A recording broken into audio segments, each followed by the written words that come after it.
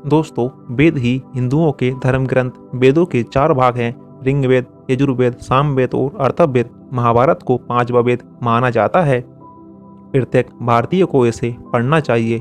इसमें तो सब कुछ है जो मानव जीवन में घटित होता है या हो सकता है। इसमें वह सब कुछ है जो धर्म और राजनीति में होता है। इसमें भी वही है जो आध्यात्मिकता मार्ग में घटित होता है।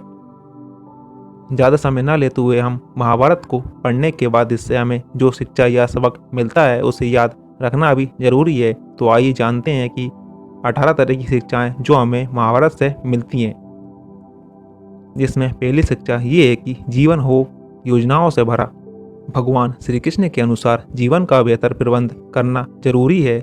जीवन के किसी भी क्षेत्र में बेहतर रणनीति आपके जीवन को सफल बना सकती है, और यदि कोई योजना या रणनीति नहीं है तो समझो जीवन एक अराजक भविष्य में चला जाएगा जिसके सफल होने की कोई गारंटी नहीं है। भगवान श्री कृष्ण के पास पांडवों को बचाने का कोई मास्टर प्लान नहीं होता तो पांडवों की कोई औकात नहीं थी कि वे कौरवों से किसी भी मामले में जीत सकें। उनकी जीत के पीछे श्री कृष्ण की रणनीति का बहुत बड़ा योगदान रहा। यदि आपको जीवन के किसी भी क्षेत्र में जीत हासिल करना हो, यदि आपकी रणनीति और उद्देश्य सही है तो आपको जीतने से कोई रोक नहीं सकता। दूसरी शिक्षा ये है कि संगत और पंगत हो अच्छी। कहते हैं कि जैसी संगत वैसी पंगत और तैसी पंगत में ऐसा जीवन। आप लाख अच्छे हैं, लेकिन यदि आपकी संगत बुरी है तो आप बर्बाद हो जाएंगे। लेकिन यदि आप लाख बुरे हैं और आपकी संगत अच्छे लोगों से है और आप उनकी सुनते भी हैं तो निश्चित ही आप आबाद हो जाएंगे। महाभारत में दुर्योधन उतना बुरा नहीं था जितना कि उसको बुरे मार्ग पर ले जाने के लिए मामा शकुनी दोषी थे। शकुनी मामा जैसी आपने संगत पाल रखी है तो आपका दिमाग चलना बंद ही समझो। जीवन में नकारात्मक लोगों की संगति में रहने से आपके मन और मस्तिष्क पर नकारात्मक विचारों का ही प्रभाव बलवान रहेगा। ऐसे में सकारात्मक या अच्छे भविष्य की कामना व्यर्थ है। चौथी शिक्षा ये है कि थोता चना बाजे घना। मालवा में एक कहावत है कि थोता चना बाजे घना, अर्थात जो अधूरे ज्ञान हासिल किए हुए लोग रहते हैं वे बहुत बाचाल होते हैं, हर बात में अपनी टांग अड़ाते हैं और हर विषय पर अपना ज्ञान बघाड़ने लगते हैं। लेकिन कभी कभी ये अधूरा ज्ञान भारी भी पड़ जाता है। पहली बात तो ये कि इससे समाज में भ्रम की स्थिति निर्मित होती है, और दूसरी बात यह है कि ऐसा व्यक्ति जिंदगी भर कन्फ्यूज ही रहता है। कहते हैं कि अधूरा ज्ञान सबसे खतरनाक होता है। इस बात का उदाहरण अभिमन्यु ही वीर और बहादुर योद्धा था, लेकिन उसकी मृत्यु जिस परिस्थिति में हुई उसके बारे में सभी जानते हैं। मुसीबत के समय ये अधूरा ज्ञान किसी भी काम का नहीं रहता। आप अपने ज्ञान में पारंगत बने, लेकिन एक विषय में तो दक्षता हासिल होना ही चाहिए। दोस्त और दुश्मन की पहचान करना सीखें। महाभारत में कौन किसका दोस्त और कौन किसका दुश्मन था ये कहना बहुत ज़्यादा मुश्किल तो नहीं, लेकिन ऐसे कई मित्र थे जिन्होंने अपनी ही सेना के साथ विश्वासघात किया। ऐसे भी कई लोग थे जो एक पाला बदलकर कौरवों या पांडवों के साथ चले गए। शल्य और यूसुफ उसके उदाहरण हैं। इसलिए कहते हैं कि कई बार दोस्त के भेष में दुश्मन हमारे साथ आ जाते हैं और हमसे कई तरह के राज लेते रहते हैं। कुछ ऐसे भी दोस्त होते हैं जो दोनों तरफ होते हैं। ऐसे दोस्तों पर भी कतई भरोसा नहीं किया जा सकता, इसलिए किसी पर भी आंख मूंद कर विश्वास नहीं करना चाहिए। अब आप ही सोचिए कि कौरवों का साथ दे रहे भीष्म, द्रोण और विदुर के अतः युद्ध में पांडवों का ही साथ दिया। ये लोग लड़ाई तो कौरवों की तरफ से लड़ रहे थे, लेकिन प्रशंसा पांडवों की किया करते थे और युद्ध जीतने के उपाय भी पांडवों को ही बताते थे। हथियार से ज़्यादा खतरनाक बोल वचन है। ये बात तो सभी जानते होंगे कि किसी के द्वारा दिया गया बयान परिवार, समाज, राष्ट्र या धर्म को नुकसान पहुंचा सकता है। हमारे नेता, अभिनेता और तमाम तरह के सिंहासन पर विराजमान तथाकथित लोगों ने इस देश को पहले बोल वचन से बहुत ज़्यादा नुकसान पहुंचाया है। महाभारत के युद्ध नहीं होता यदि कुछ लोग अपने वचनों पर संयम रख लेते। आपने द्रौपदी का नाम तो सुना ही है। इंद्रप्रस्थ में एक बार जब महल के अंदर दुर्योधन एक जल से भरे कुंड को फर्शी समझकर उसमें गिर पड़े तो ऊपर से हंसते हुए द्रौपदी ने कहा था, अंधे का पुत्र भी अंधा। बस यही बात दुर्योधन को चुभ गई थी, जिसका परिणाम द्रौपदी चिरहरण के रूप में हुआ था। शिशुपाल के बारे में भी आप जानते ही होंगे। भगवान कृष्ण ने उसके 100 अपमान भरे वाक्य माफ कर दिए थे। शकुनी की तो हर बात पांडवों को चुभ जाती थी। सबक ये है कि बोलने से पहले हमें सोच लेना चाहिए कि इसका आपके जीवन, परिवार या राष्ट्र पर क्या असर होगा और इससे कितना नुकसान हो सकता है। इसलिए कभी किसी बड़े का अपमान मत करो। अपमान की आग बड़े बड़े साम्राज्य नष्ट कर देती है। कभी किसी मनुष्य के व्यवसाय या नौकरी को छोटा मत समझो, उसे छोटा मत कहो। महाभारत की छठी शिक्षा ये है कि जुए सट्टे से दूर रहो। शकुनी ने पांडवों को फंसाने के लिए जुए का आयोजन किया था, जिसके चलते पांडवों ने अपना सब कुछ दांव पर लगा दिया था। अंत में उन्होंने द्रौपदी को भी दांव पर लगा दिया था। ये बात सभी जानते हैं कि फिर क्या हुआ। अतः जुए सट्टे षड्यंत्र से हमेशा दूर रहो। ये चीजें मनुष्य का जीवन अंधकार में बना देती हैं। किसी भी रूप में ये कार्य निंदनीय और वर्जीय माने गए हैं। जुए या सट्टे के आजकल कई तरह के प्रचलित हैं। सातवीं शिक्षा ये है कि सदा सत्य के साथ रहो। कौरवों की सेना पांडवों की सेना से कहीं ज्यादा शक्तिशाली थी। एक से एक योद्धा और ज्ञानीजन कौरवों का साथ दे रहे थे। पांडवों की सेना में ऐसे वीर योद्धा नहीं थे।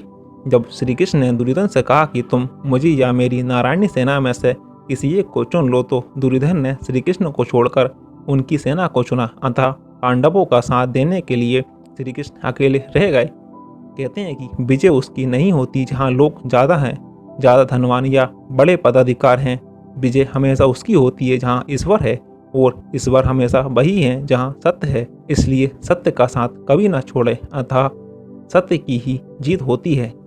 आप सत्य की राह पर हैं और कष्टों का सामना कर रहे हैं, लेकिन आपका कोई परिचित अनीति, अधर्म और खोटे कर्म करने के बावजूद संपन्न है, सुविधाओं से मालामाल है, तो उसे देखकर अपना मार्ग ना छोड़ें। आपकी आंखें सिर्फ वर्तमान को देख सकती हैं, भविष्य को नहीं। आठवीं और महत्वपूर्ण शिक्षा ये है कि लड़ाई से डरने वाले मिट जाते हैं। जिंदगी एक उत्सव है, संघर्ष नहीं। लेकिन जीवन के कुछ मोर्चों पर व्यक्ति को लड़ने के लिए हमेशा तैयार रहना चाहिए। जो व्यक्ति लड़ना नहीं जानता, युद्ध उसी पर थोपा जाएगा या उसको सबसे पहले मारा जाएगा। महाभारत में पांडवों को ये भी बात श्री कृष्ण ने अच्छे से सिखाई थी। पांडव अपने बंधुओं से लड़ना नहीं चाहते थे, लेकिन श्री कृष्ण ने समझाया कि जब किसी मसले का हल शांतिपूर्वक किसी भी तरीके से नहीं होता, तो फिर युद्ध ही एकमात्र विकल्प बच जाता है। कारण लोग युद्ध से पीछे हटते हैं, इसलिए अपनी चीज को हासिल करने के लिए कई बार युद्ध करना पड़ता है। अपने अधिकारों के लिए कई बार लड़ना पड़ता है। जो व्यक्ति हमेशा लड़ाई के लिए तैयार रहता है, लड़ाई उस पर कभी भी थोपी नहीं जाती। नवी शिक्षा ये है कि खुद नहीं बदलोगे तो समाज तुम्हें बदल देगा। जीवन में हमेशा दानी, उदार और दयालु होने से काम नहीं चलता। महाभारत में जिस तरह से कर्ण की जिंदगी में उतार चढ़ाव आए, उससे यही सीख मिलती है कि इस क्रूर दुनिया में अपना अस्तित्व बनाए रखना कितना मुश्किल होता है। इसलिए समय के हिसाब से बदलना जरूरी होता है, लेकिन वह बदलाव ही उचित है जिसमें सभी का हित हो। कर्ण ने खुद को बदलकर अपने जीवन के लक्ष्य को हासिल कर लिए, लेकिन वे फिर भी महान नहीं बन सके, क्योंकि उन्होंने अपनी शिक्षा का उपयोग समाज से बदला लेने की भावना से किया। बदले की भावना से किया गया कोई भी कार्य आपके समाज का हित नहीं कर सकता। शिक्षा का सदुपयोग जरूरी है। समाज में एक महान योद्धा कर्ण को तिरस्कृत किया था, जो समाज को बहुत कुछ दे सकता था, लेकिन समाज ने उसकी कदर नहीं की, क्योंकि उसमें समाज को मिटाने की भावना थी। कर्ण के लिए शिक्षा का उद्देश्य समाज की सेवा करना नहीं था, अपितु वो अपने सामर्थ्य को आधार बनाकर समाज से अपने अपमान का बदला लेना चाहता था। समाज और कर्ण दोनों को ही अपने अपने द्वारा किए गए अपराध के लिए दंड मिला है और आज भी मिल रहा है। कर्ण यदि ये समझता कि समाज व्यक्तियों का एक जोड़ मात्र है, जैसे हम लोगों ने ही बनाया है, तो संभवतः वह समाज को बदलने का प्रयास करता, ना कि समाज के प्रति घृणा करता। अच्छे दोस्तों की कदर करो। ईमानदार और बिना शर्त समर्थन देने वाले दोस्त भी आपका जीवन बदल सकते हैं। पांडवों के पास भगवान श्री कृष्ण थे, तो कौरवों के पास महान योद्धा कर्ण थे। इन दोनों ने ही दोनों पक्षों को बिना शर्त अपना पूरा साथ दिया और सहयोग दिया है। यदि कर्ण को छल से नहीं मारा जाता, तो कौरवों की जीत तय थी। पांडवों ने हमेशा श्री कृष्ण की बातों को ध्यान से सुना और उस पर अमल भी किया, लेकिन दुर्योधन ने कर्ण को सिर्फ एक युद्ध समझकर उसका पांडवों की सेना के खिलाफ इस्तेमाल किया। यदि दुर्योधन कर्ण की बात मानकर कर्ण को घटोत्कच को मारने के लिए दबाव नहीं डालता तो वो अमोघ अस्त्र कर्ण के पास था, उससे अर्जुन मारा जाता। अगर मित्रता करो तो उसे जरूर निभाओ, लेकिन मित्र होने का ये मतलब नहीं कि गलत काम में भी मित्र का साथ दो। अगर आपका मित्र कोई ऐसा कार्य करे जो नैतिक, संवैधानिक या किसी भी नज़रिए से सही नहीं है तो उसे गलत राह छोड़ने के लिए कहना चाहिए। जिस व्यक्ति को हितैषी, सच बोलने वाला, विपत्ति में साथ निभाने वाला, गलत कदम से रोकने वाला मित्र मिल जाता है उसका जीवन सुखी है। जो उसकी नेक राय पर अमल करता है उसका जीवन सफल होता है। भावुकता कमजोरी है। धृतराज अपने पुत्रों को लेकर जरूरत से ज़्यादा ही भावुक और आसक्त थे। यही कारण था कि उनका एक भी पुत्र उनके बस में नहीं रहा। वे पुत्र मोह में भी अंधे थे। ज़रूरत से ज़्यादा भावुकता कई बार इंसान को कमज़ोर बना देती है और वो सही गलत का फर्क नहीं पहचान पाता। कुछ ऐसा ही हुआ महाभारत में धृतराष्ट्र के साथ, जो अपने पुत्र मोह में आकर सही गलत का फर्क भूल गए। शिक्षा और योग्यता के लिए जुनूनी बनो। व्यक्ति के जीवन में उसके द्वारा हासिल शिक्षा और उसकी कार्य योग्यता ही काम आती है। दोनों के प्रति एकलव्य जैसा जुनून होना चाहिए, तभी वह हासिल होती है। अगर आप अपने काम के प्रति जुनूनी हैं तो कोई भी बाधा आपका रास्ता नहीं रोक सकती। एकलव्य इसका सबसे बड़ा उदाहरण है, जिन्होंने छिपकर वह सब कुछ सीखा जो गुरु द्रोणाचार्य अर्जुन को सिखाते थे। एकलव्य की लगन और मेहनत का ये नतीजा था जो वे अर्जुन से भी बेहतर धनुर्धर बन सके। कर्मवान बनो। इंसान की जिंदगी जन्म और मौत के बीच की कड़ी भर है। ये जिंदगी बहुत छोटी है, कब दिन गुजर जाएंगे आपको पता भी नहीं चलेगा। इसलिए प्रत्येक दिन का भरपूर उपयोग करना चाहिए। कुछ ऐसे भी कर्म करना चाहिए जो आपके अगले जीवन की तैयारी कर रहे हो। अतः इस जीवन में जितना हो सके उतने अच्छे कर्म कीजिए। एक बार ये जीवन बीत गया तो फिर आपकी प्रतिभा, पहचान, धन और रुतबा किसी काम नहीं आएंगे। अहंकार और घमंड होता है पतन का कारण। यदि अपनी अच्छी स्थिति, बैंक बैलेंस, संपदा, सुंदर रूप और विधवा का भी कभी अहंकार मत कीजिए।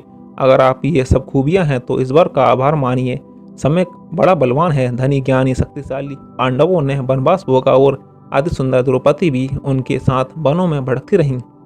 कोई भी संपत्ति किसी की भी नहीं है। अत्यधिक लालच इंसान की जिंदगी को नरक बना देता है। जो आपका नहीं है उसे अनीतिपूर्वक लेने हड़पने का प्रयास न करें। आज नहीं तो कल ईश्वर उसका दंड अवश्य ही देगा। तो दोस्तों, इस वीडियो के माध्यम से हमने जाना कि महाभारत के महत्वपूर्ण कुछ सबक जो आपको अपने जीवन में अवश्य उतारना चाहिए। वीडियो पसंद आई हो तो वीडियो को लाइक करें, हमारे चैनल को सब्सक्राइब करें, साथ ही साथ बेल आइकन को भी क्लिक करें। धन्यवाद।